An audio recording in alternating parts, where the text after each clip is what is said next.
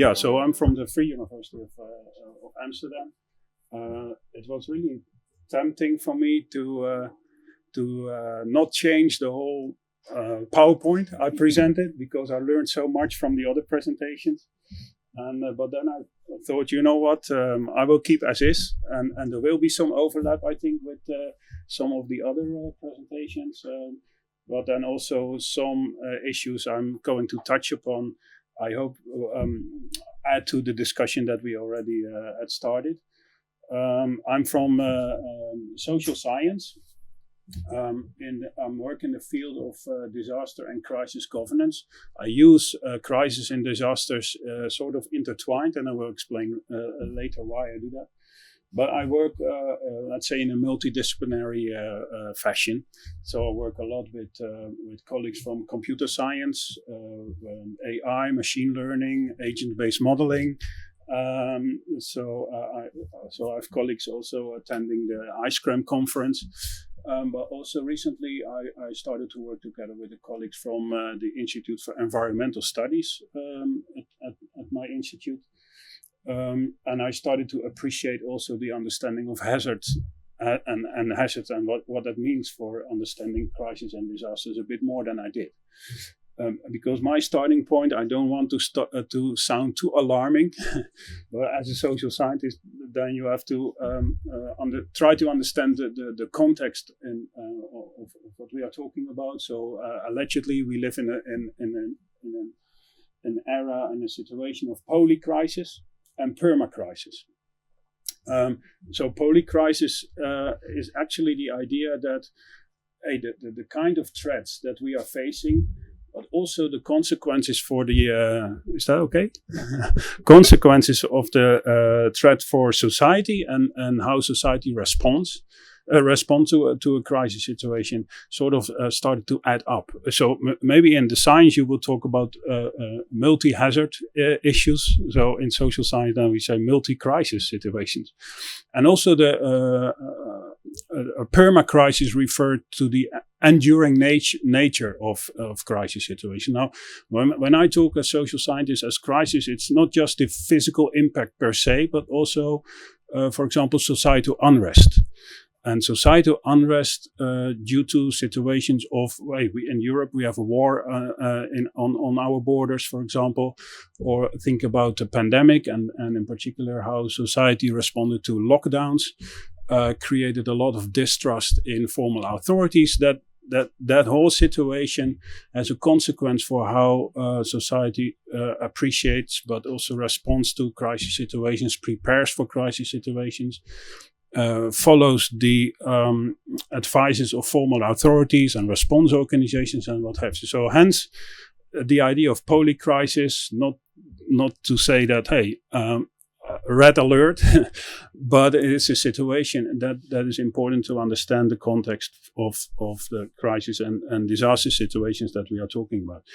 And so there are a lot of disclaimers to make of this slide, but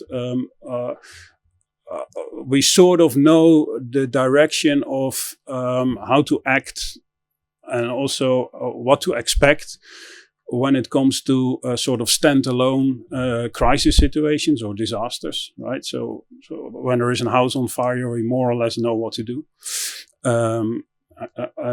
But what if it adds all up? What if we are facing some of those crisis situations at the same time? Do we have directions to go to? Also, when it comes to governance, meaning decision making, the collaboration between the different sort of stakeholders that are involved in all phases, really, of the disaster or crisis management, not just the response, but also mitigation. Preparedness and what have you. So sort of the direction that we then can go or should follow is really about thinking about resilience. So resilience is a contested topic in its own right. When we talk about resilience in social science, we have the discussion about what's the role of the government versus the role of society when it comes to crisis situation. I learned a lot from scholars from ecology that talk about adaptive capacities and transformation of systems. Right, hauling is of course a very important source there. So for a reason, there is the Horizon Disaster Resilient Society, the DRS, also had a project in that program. And so building resilient society is a really important thing to then invest in and to explore what it means. And also disaster risk reduction. We already heard a lot. So understanding the risk rather than waiting for a crisis to happen and then say, help, what should we do, right? So, and it has also, so shaped my agenda, sort of in the various projects that I contributed to. Both from the National Science Foundation, but also from Europe. So I will maybe at the end of my talk, if I have enough time, talk a bit more about the LINKS project. The LINKS project really was a DRS project that ended last December. A 3.5 years project that was about exploring the use of social media and crowdsourcing to build disaster resilient societies. And then when I refer to social media, it's indeed the thing that we think about social media, like Facebook, Instagram, and so forth and so on. But more the question: how do response organizations really appreciate the input that they can get from social media? So do they have their organizational routines in place in order to act upon the information that comes from social media? And the answer to that question was and crowdsourcing is using wisdom of the crowd, but also appreciate local knowledge and understanding, but also the mobilization of volunteers to crisis situations, also in all phases of the disaster management cycle, if you will. LINKS project ended, but it will have a follow-up in a recently started project. We started that project in December. The VUA there is a work package leader, and it's called Synergies. And in Synergies, we explore vulnerability vis-a-vis a particular hazard, but also with the idea, how can we really harvest and understand the assets of the local communities and their knowledge. You can call that localization of the disaster response, or indigenous knowing, and these kind of things. That is what we are going to explore in that project. So as a social scientist, then I try to understand what are the main actors involved in my picture. And so I like triangles. But there's another disclaimer to make here. But the main actor groups I'm looking in is formal authorities and policymakers. It is professional response organizations. Think about the fire service, but internationally the NGO sector, for example. But then definitely also citizen groups, grassroots movements, and so really the civic society. Recently, there's another actor group, and those are animals. So I started to work with colleagues from anthropology, and they call them non-human animals, and the agency of non-human animals during disasters and crisis situations. So from a technical point of view, they are also very great sort of sensors, right? But then we do injustice to their agency, right? So what is the role of animals during crisis and disaster? So that's maybe another actor group. And there was also the media, right, that you are referring to. But those are the three main actor groups that I'm interested in. And why is that important? Because in the end of the day, we are also talking about who owns the crisis. So when you interview first responders, then of course, it's their sort of crisis, right? They know what to do. They have the standard operational procedures in place. When you talk to policymakers, they rely on their on their policy plans and so forth and so on. But what is then the role of the citizens, right? So what role do they play? And really, if they claim ownership of the response, if they claim ownership of how they perceive risk, then in the eyes of formal authorities, that's not always the idea. So they can join their plans, but they should adjust in such a way that they fit their standard operational procedures. But they don't have knowledge or understanding in the same way as the formal authorities and response organizations do about the crisis situation. So how can we really appreciate that more than we already do? Then I have to say I stand on shoulders of many giants, and this is a tradition. This is a tradition that I can really relate to. It's disaster sociology from the US, sort of the founding fathers, and I think also founding mother, Carantelli and Dines, who explore the role of local communities at times of disasters and crisis. They mainly were focusing on the sort of the hot phase, right, the response phase. But later on, they also expanded their scope to prevention, preparation, and what have you. And they, in their work, they sort of define two typical ways of understanding governance. When I talk about governance, on the one hand, I'm talking about issues like accountability, legitimation, transparency. I think, Marion, you referred to that as well. That you can say that's good governance. But I'm actually also more interested in the actual practices. So decision making, how do the different actor groups collaborate and coordinate their actions? How do they share information? And how can we understand misunderstanding when they share information, even if they share the same, they use the same terminology. And then they think, oh, we now are on the same page, but actually when you then follow the actions, they are not. So in their work, they define two ideotypical ways. One is chaos, command and control, and the other is continuity, coordination and collaboration. I appreciate that kind of thinking very much. So chaos, command and control refers to the idea that if you consider the society to end up in chaos, in a disaster situation, then your response as a formal authority will be bringing the situation back in control again, right? So that is a sort of a paramilitaristic way of looking at crisis situations and disasters. It's very strong still, very dominant way of looking. There's a lot of lip service, but in the end of the day, if you do interviews also with first responders and formal authorities, they say, well, and if you listen to their discourse,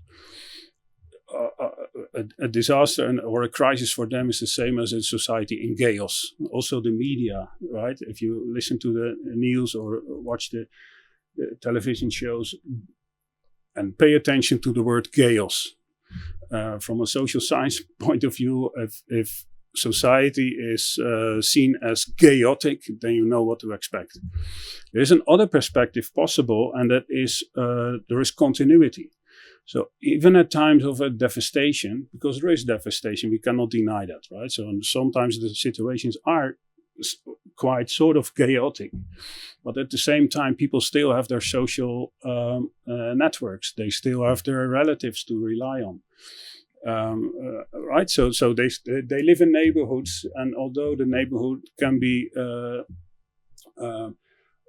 hit by the disaster, they still know where to go to, what are places that are safe, and where you can seek shelter, and so forth and so on. So to understand that continuity of society in crisis and disaster situations, that actually opens up the possibility to also see, hey, if that is true, then better we should rely on local knowledge instead of, hey, that maybe is an asset. No, it's actually at the core of your understanding of how to respond to a crisis situation. And what kind of organizations then and response organizations are suitable for that? not necessarily paramilitaristic organizations that rely on a predefined sort of operational procedures, although they should be in place. I'm not saying that they should be out of the window, but they should be open enough to also appreciate unexpected inputs, right? So building liaisons between different organizations. Invest in improvisation, how to react and respond, and so forth and so on. And the citizens are not in the way of your plan, but they really contribute to let's say to the solution as expertise is embodied. So in your example, Marion, or in your story, there are so many examples of the embodiment of knowledge. How also indigenous people and also local people living in Amsterdam neighborhoods, so we shouldn't make it too exotic, right? So they have an understanding of the social fabric and also of the built environment quite often, more than responders who come from the outside. So that's sort of my paradigm, and if I also have an appreciation for the organizational sort of lens. So what kind of organizational forms do we see in crisis and disasters in the response phase? But again, you can apply that to other phases of the disaster management cycle as well. You see established organizations like that where you can go to also before the disaster strikes, right? So think about the fire service or, civil protection agencies. You can step in their door and interview the people. But you see also established organizations that not necessarily have a role or a function in crisis response, but still they can become active during crisis situations. So there's the example of Walmart during Hurricane Katrina. So I don't know if you know Walmart, but that's a huge sort of organization where you can buy all kind of stuff. I'm not talking about the quality of the stuff, but anyway, they have all kind of stores all over the US, and they have a great logistic system. So they know where to put the right stuff at the right time, at the right moment. So they were offering their logistics operation and the response of Hurricane Katrina, and they were outperforming, the formal authorities by I don't know how much. So that is another interesting way to look at what organizational types do you see becoming active. But also organizations that you can sort of expect, but you don't know how actually they look like at times of crisis. So those are the organizations like the Red Cross, who has a lot of expertise in volunteers. But the Red Cross then is an established organization that offers volunteers to, for example, festivals in big cities, right? So, but that can be pre-planned.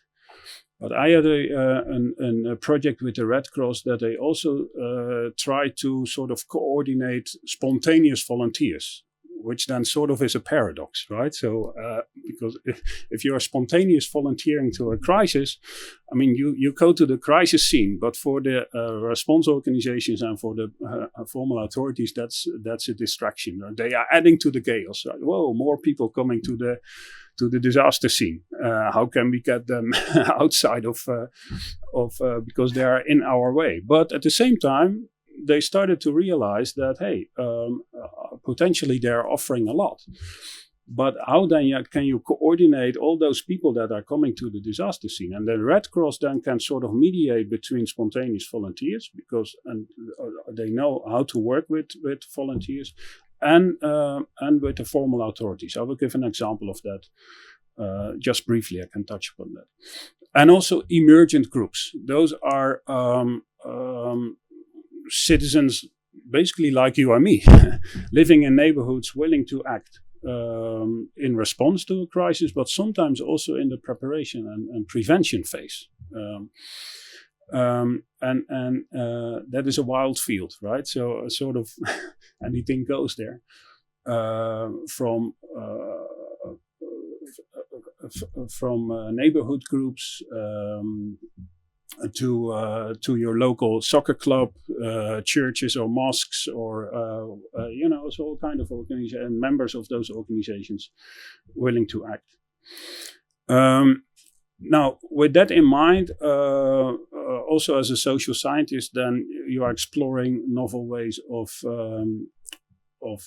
also doing research, because we are also producing knowledge, right? So Marianne, you are hinted at that. So from the field of innovation studies, not only me, but it became sort of a tradition. We started to adopt the idea of living labs. Maybe living labs as a social scientist to look scientific, right? Because I listen to the scientists, we in our lab did this and that, right? Okay. And you already referred to, parts of New Zealand as your living laboratory. But that's really the idea. In innovation science, it became the idea that, hey, you designed your next electrical vehicle that may perfectly work in your lab, but the proof of the pudding is in the eating, and so you have to bring that to the real world, right? So why not create parts of the city as a living lab to explore how people will respond and go along with electric vehicles, right? Now, take that idea to disaster and crisis management and see, well, we now have a part of our city, a neighborhood, and we can actually do experiments there, sort of, right? And that is actually what we did in Amsterdam, but later on also in other parts, or also in other cities that were prone to disaster situations. So and then I already heard quite some good, really interesting examples of participatory approaches in the discussion. So I can really relate to that. And so what I would like to add sort of is what then are the sort of proven concept of what are the conditions under which you can do that, right? And there are maybe more, but for us, these three were very important. That you have to understand that it is about co-creation, and co-production from the early start. And in my experience, when I do participatory approaches and also living labs, is that sometimes even the initiatives comes from the grassroots. So over the years, I have a quite good network. So I know people and they became friends in neighborhoods in Amsterdam cities. And sometimes they come to me say, hey, but last year we had a participatory meeting or a focus group meeting for which you invited me. Now we have this issue in our neighborhood. Shall we do the same? Right. So they come to you as an academic. And then you see that there is really co-ownership of the issue right from the start. That I'm not, as an academic, going to the neighborhood and define the problems, but actually they emerge from the discussion. So that co-creation component is very important. So then also there is collective learning. That is sort of needed. Not just that one group is saying, yeah, this was for us very interesting, good day, and see you later. But the collective learning is really about the interaction between the different groups, or if you call them stakeholders. That is very important, and that you can really invest in, but that takes time. Huh? And also the investment in the diversity of the stakeholders, or the diversity of the groups that are involved in the participatory approaches or in the living lab, which is really important, including policymakers. So this is not to end up in a sort of blame game that, hey, all the fruitful ideas are from the grassroots and from the citizens. It's really the quality of the interaction between citizen groups, formal authorities, response organizations. That is the main outcome, or should be the main outcome. So a good living lab also includes members of the municipality, for example.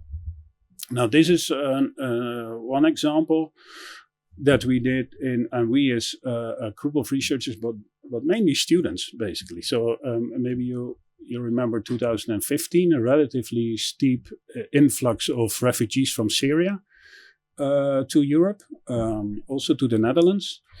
It was labeled a refugee crisis. I think it's a wrong label. But so for me, it was an institutional crisis. So formal institutions that were responsible for the reception of refugees were not able to deal with that situation. Also because of policy reasons, right? So there was a lot of, in the Netherlands at least, so a lot of budget cuts on refugee centers.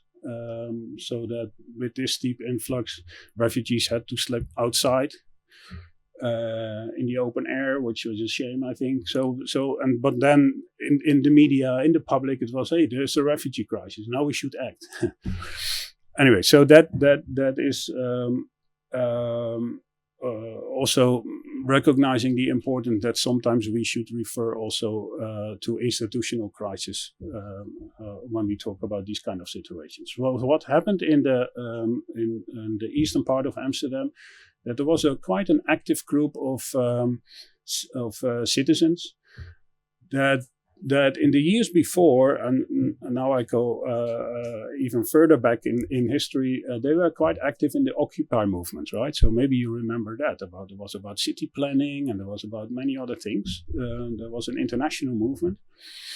And that group of citizens, they said we have good contacts and relations with our municipality due to that Occupy movement. Also about social housing. Why not take in smaller groups of refugees that otherwise would end up in refugee temporary camps outside of the city with the hundreds. But instead we take smaller groups of refugees in our community and directly start also with integrating the refugees from Syria, mainly from Syria, in our neighborhood. So that was really a grassroots movement. Some of my students, they joined that grassroots movement, and with them we started to explore how that movement was eventually able also to work closely together with the formal authorities, also with the municipality. And this same group actually, so what happened with after 2015, we started to further explore how this group was sort of this group of active citizens was also thinking about the broadest perspective of what is going on in their city in terms of risk, in terms of potential crisis situations, and so forth and so on. So with them, we started to have a series of meetings, a bit similar as you described, Marion, but with a slightly different approach. But that's detail. But we kept on working with them. Exploring how they appreciate the risks in their direct environment in the city. And that same group, maybe of no surprise, but in a way I was surprised, became quite active during the first lockdown of the COVID-19 pandemic. So I'm talking now about April, May of 2020. When they started to provide free meals to vulnerable people in their neighborhood. Because, hey, they were so well connected in their neighborhood, they knew exactly sort of who are vulnerable for the pandemic when it comes to the lockdown, where the elderly people with a low social capital, low social network. And they started to provide free meals. They were questioned by the municipality about the quality of the meals, about, seriously, do you have a license to, where do you cook your meals, and so forth, all kind of accountability questions, right? Here you see the clash between the formal authorities and a grassroots movement. But then they approached me and my colleague with whom they previously have worked in a living lab. They said, can we then set an online living lab and invite the people from the municipality and from the Red Cross, because the Red Cross also started to provide meals, also the food bank, and sit together and see, okay, well, what actually is the issue? Is the quality of the food, is that really an issue? Because they already started to work with a local youth hostel who was also closed, and they said, why not use our kitchen? Our kitchen is perfect, you can use it for free because we don't use it anyway, and everything is there. And then the municipality started to realize, oh yeah, don't cook from home, you cook in a decent kitchen, and so well, let's go on, and they gave them even subsidy in the end, right? So if you bring those groups together, then you get a shared understanding of what is the problem and what are possible solutions, ways forward, right? That was really an interesting sort of a success story, you can say, but also to say that there are in the neighborhoods, there's latent networks that are not always super active, but if there is a crisis situation, then you can expect those same people acting again, right? So they act during the alleged refugee crisis. They became active during the first lockdown of COVID-19, and the same group now is quite active in poverty reduction, because that's the new sort of the policy in Amsterdam. So they are still active. I found that very fascinating to see, and we wrote an article, and actually we also decided now to invite also some of the volunteers or the citizens to become co-authors, right? So and actually they agreed. So Virus Azarus and Finance Forester, so they are citizens in that neighborhood. They also co-published, right? So that's also an outcome of what we did. Honor their input also in terms of publications. Anyway, so another example was what I already referred to is. You still have the question about coordination of citizen groups, of spontaneous volunteers, how to deal with that situation. So the Red Cross in the Netherlands, and there are also other Red Crosses in Austria, for example. The Red Cross is quite active there, so they also offered to the formal authorities the opportunity to say, we know there are spontaneous volunteers. They will be active during a crisis situation, but we can maybe offer you to coordinate. So what they did is they created an online platform which is called Ready to Help, on which you as a citizen can register yourself, simply with the idea, I'm ready to help if my help is needed. So the only thing is you have to leave your cell phone number and your zip code, so that they more or less know where you live, in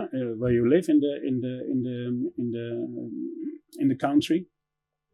And then when there is help needed, we can call your help, and we, the Red Cross, then facilitate your actions. You come to the crisis scene. We explain you what to do. What was interesting is one of the first exercises that was held in a place close to Rotterdam. I was there. You see me in a green jacket anyway. So I was working with the Red Cross to register the activities. By that time, the formal authorities were super hesitant to collaborate. So actually, during this exercise, they didn't. And one of the reasons was accountability. What if a spontaneous volunteer put him or herself in harm's way? The Red Cross eventually made an agreement with the insurance company that they were compensated, and only then the formal authorities and also the safety regions. They went along, and now Ready to Help is in sort of an integral part of crisis response. So you see that there are also ways to sort of institutionalize spontaneous actions, right? So as a social scientist, I like those paradoxes or dilemmas that you then can face. Another example also from the Red Cross that is about early warning, early action, and also the appreciation of local knowledge. This is a more international, also a program that is focusing mainly on the global south. Although the initiative of the Red Cross was also active during the pandemic in the Netherlands about risk perception. But anyway, so most of what they do is in the global south. It's a program of the Netherlands Red Cross that is called 510,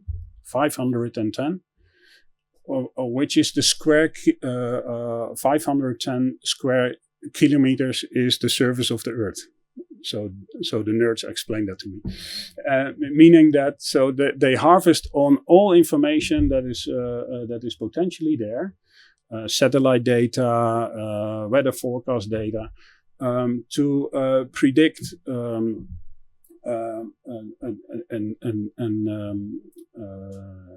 mainly heavy weather, typhoons. So they do a lot of work in the Philippines, Manila, but also floods. So I worked with them in Malawi, Southern Africa. So because with the idea that some of the hazards you can see coming, right? So we had a discussion yesterday, right? So you have that sudden onset earthquake. So I'm really impressed about an early warning 10 seconds before the disaster strikes. But what if you can foresee a typhoon landfall in 2 days from now, with a certain likelihood that it will hit that part of the city in which there are a vulnerable population? Then you have an early warning, not only an early warning, but you can potentially also have early action. And early action can then also have an intervention at the local level that you come in with, for example, microfinance for the people to use to protect their livestock, to reinforce their houses and so forth. So to be at least a bit more protected than they otherwise would have been. So as a social scientist, then we joined that group, and that group is that research group is at the headquarters of the Netherlands Red Cross in The Hague. They consist of computer scientists. They are brilliant in machine learning, in building their models.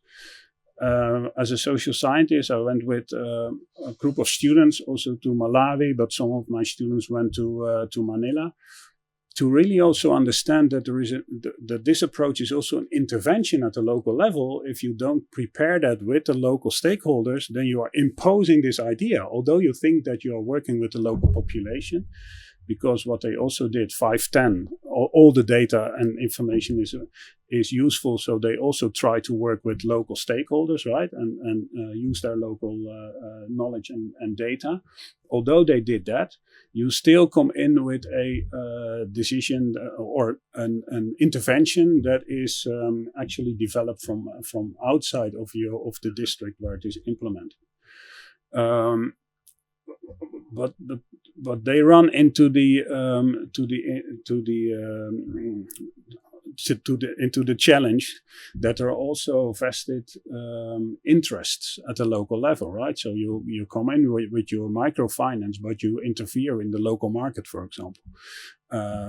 So not everyone appreciates it in the same way. So they also use that participatory approach from and the co-designing of the information system itself, also inspired by the research done in information systems. But still, they have to invest more, and now we are working with the Netherlands Red Cross to do that. Invest more in really exploring and understanding the local social fabric in which this early warning, early action really is implemented. So it's an ongoing research. Another example is from Nepal. Where I went with a group of students shortly after the earthquakes happened in 2015. This also, and it was not only me, but also other scholars, it became a well-known also example presented many times at the Ice Cream Conference. This was an initiative by Nama Rai Bhutakoti, a scholar from Kathmandu. He did his PhD at the University of Illinois on open street maps. So he was a really early adopter of that idea. With the idea that, hey, we have our maps, we now rely on Google Scholar and all that. But back in the day, that was, so not of the quality that we have now. And he started to work with local volunteers, mainly also students in Kathmandu, that were really trying to improve the online maps of Kathmandu as city. Well, this group of volunteers became quite active directly after the earthquakes happened. So what they did is they harvest the open source social media with all kind of information about citizens posted information about the damage, about how many houses, about the victims, and about the needs, and so forth and so on. And they plotted that on the maps of Nepal. So that's the map of Nepal, China, India, and in between Nepal. And the red dots, they have meaning. So you can click on the red dot and there's the number 100. And maybe the number 100 means 100 damaged buildings and so forth and so on. There are 100,000 disclaimers to made here. So what the map also shows is that, hey, there is sometimes a digital gap. So it doesn't mean that the red dots, there's the most danger, but at least there's the reporting, because if there is no red dot, it can also mean that people didn't have access to internet and so forth and so on. So never rely fully on these kind of maps, but it was a helpful hand. What was interesting that we went to a couple of those villages in which there was reporting. Also, we were working together with the NGO sector, with Oxfam Novib and with Cordate in particular. And they were doing needs assessments. Also, they used this map as a starting point for their understanding of the needs. But then they also explore that, hey, guess what? People anticipate, right? So when aid was provided due to the number of households we had that conversation yesterday, due to the number of households in a village, and people started to realize that is the case, then 2 days after the needs assessment, they went back to the same village, and guess what? There were all of a sudden 10 more households because people split up.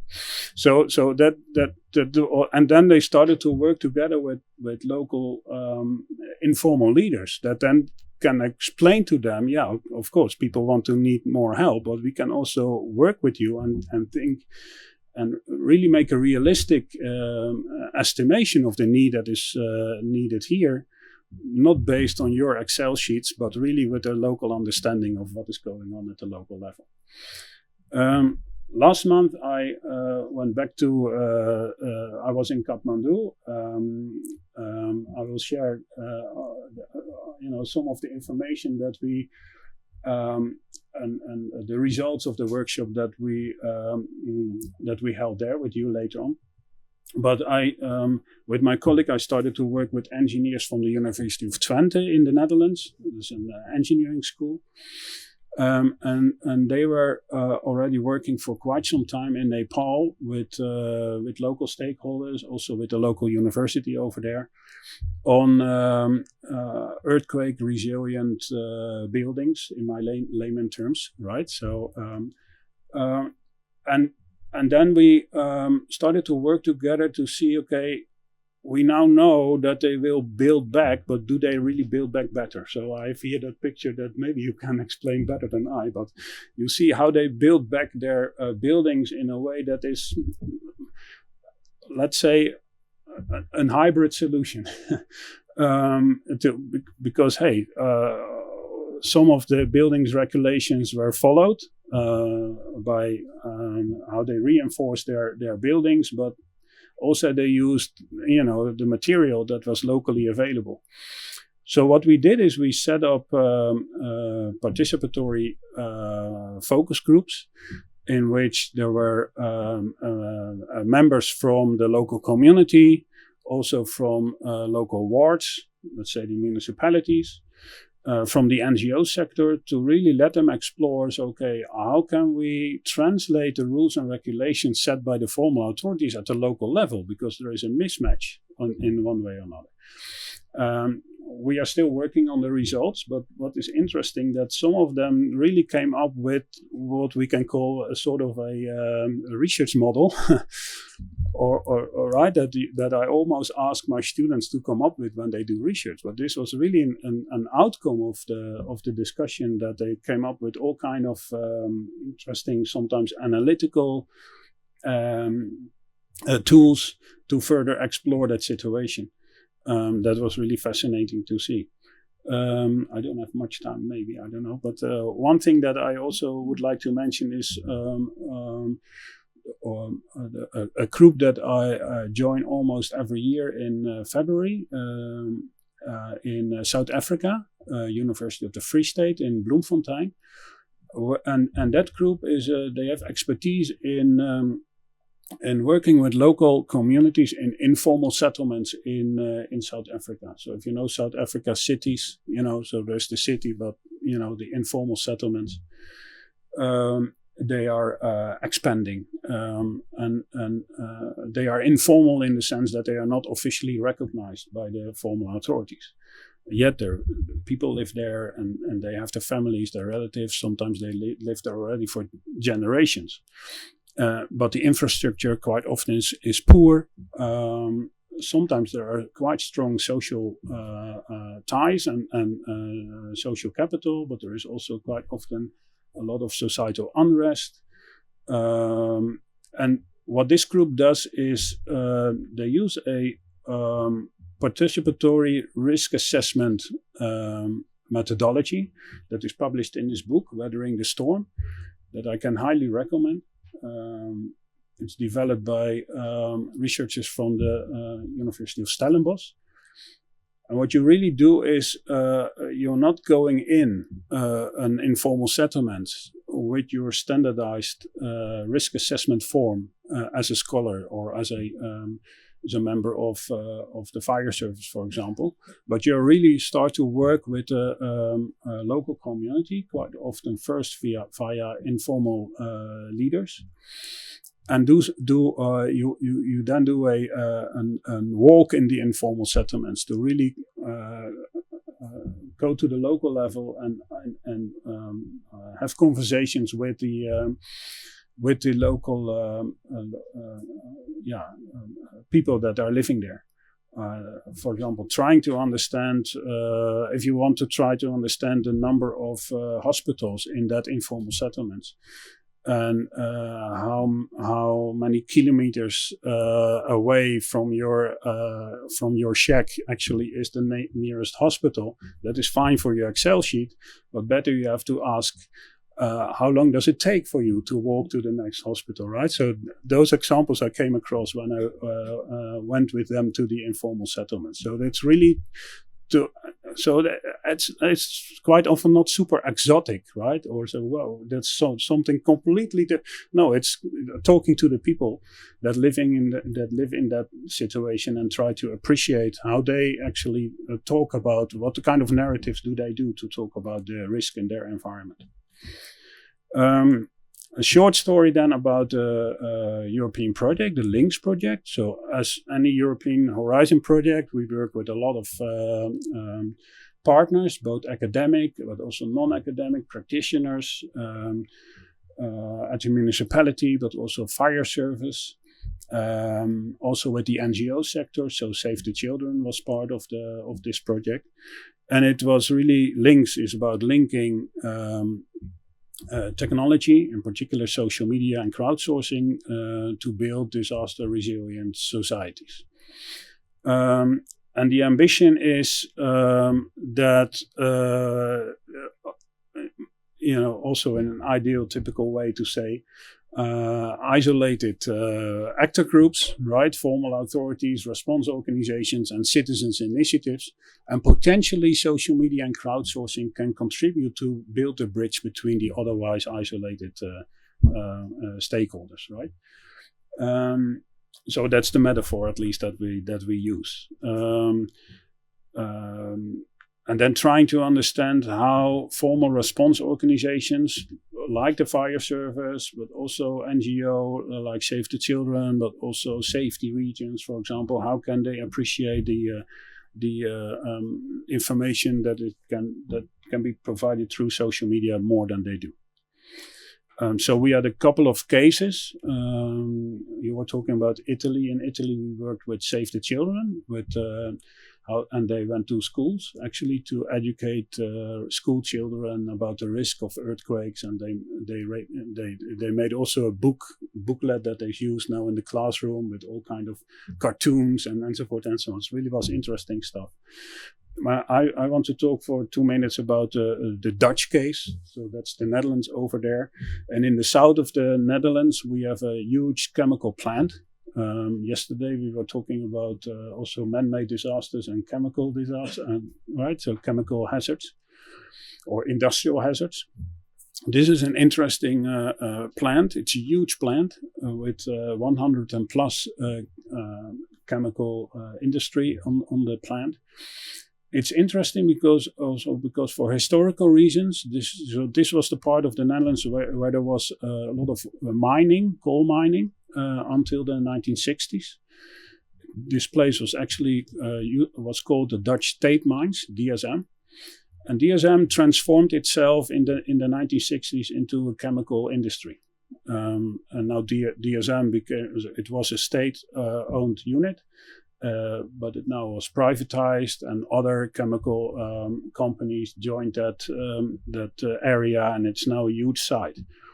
And why that is significant also for risk perception is that back in the day, I mean, coal mining is also a high risk work, labor, as we know.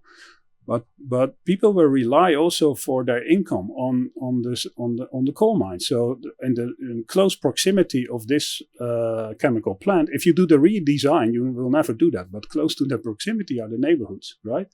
So it's literally 100 meter away that people live next to a chemical plant. But that is due to that history. But when they worked in the coal mines, okay, they suffered a lot, but at least they were in touch with the risk. But now, sort of, the chemical industry is there. They know, way that is risky, but how and what should we do in terms of when it comes to a chemical spill, for example, and so forth and so on. So we started to work with there's a foundation that is overseeing the risk and crisis communication of this plant that was member of our consortium, and also the safety region in which this chemical plant is located. And what we did is together with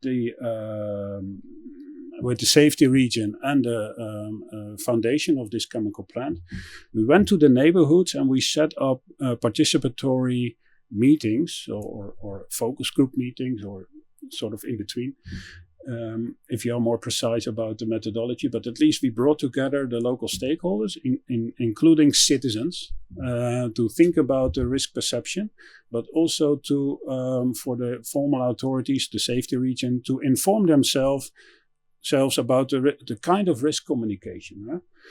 So how should we, because crisis communication is one thing. Oh, there is a chemical spill or an explosion in the factory. Go inside, close the doors and windows, right? So that is the acting perspective that you need to give in a crisis communication. But if you do risk communication, there is a sort of a finding a balance. If you communicate risk, or can I say too much, then people will say, but why do we live next to a chemical plant in the first place? If you don't communicate risk, then you are only concerned for your reputation. So risk communication is finding a balance between creating a sense of urgency, but at the same time also not create a societal unrest. So that's really a delicate balance. But then, so they wanted to start to work with citizens, but hey, citizens don't exist as such, right? So so that is the diversity coming back in. So that was really the intervention that we didn't, as an academics, we didn't expose that. I said, now you have to work with stakeholder groups, but they really, after 1 or 2 meetings said, but we have to focus more and see how can we really go in depth in the discussion with a certain interest group. So they started to work with what they call ambassador groups. So, and in particular, shop owners, hospitals, local neighborhood groups, and schools. And they set up different, as part of the Links project. Huh? So our hands were like, hey, that's interesting, what's going on there. And they started to create a network of ambassadors that they can also work with to really shape and reshape the way they communicate about the risk. And even if Links project is over, so the end date was last December, but the deliverable of this particular project was already a year ago. So I'm still in touch with them, and they are still working with that group of ambassadors, right? So some people say to me, yeah, the European project, after your deliverable is over, then you go to the next one, and and you build your platform and it's never used. But these kind of networks, they can remain, and that was also really interesting to see. I will go to my final slide as sort of, not wrap it all up, but as sort of showing that this is sort of my research agenda, if you will, that I'm always trying to understand the sort of the clash or the challenges of what I call institutional logics, right? So formal authorities and response organizations, they work in a certain fashion based on their professional norms and cultures and so forth and so on. There is also the other groups that are, in their eyes, are quite alien to what they do. But it is also the other way around, that quite often citizen groups feel themselves quite organized, right? So they are not chaotic in their own eyes, but they work in a certain logic. They have quite often informal leaders. They have temporal sort of setups. They don't have formal memberships, right? So, but at the same time, they work with a certain logic, but they quite often have difficulties to find the right person at the municipality, because the municipality is organized alongside the administrative silos. So you can go to a municipality, but you are at the wrong place in the municipality. You should go elsewhere. So it's a bureaucratic system. So how can we find ways to bring those logics together? It's still not a completely open field, but that is at least a big research agenda. And also trying to understand the dynamics of the actor groups or the stakeholders. That is really important. And that's maybe a bit more also action research kind of approach. Trying to understand the needed adaptive capacity. So how can the organizations be open enough to indeed work with groups that they otherwise would not find in their own sort of circle of logic, so to say. So so this is sort of an open agenda, but also an invitation to work together with you more. Thanks.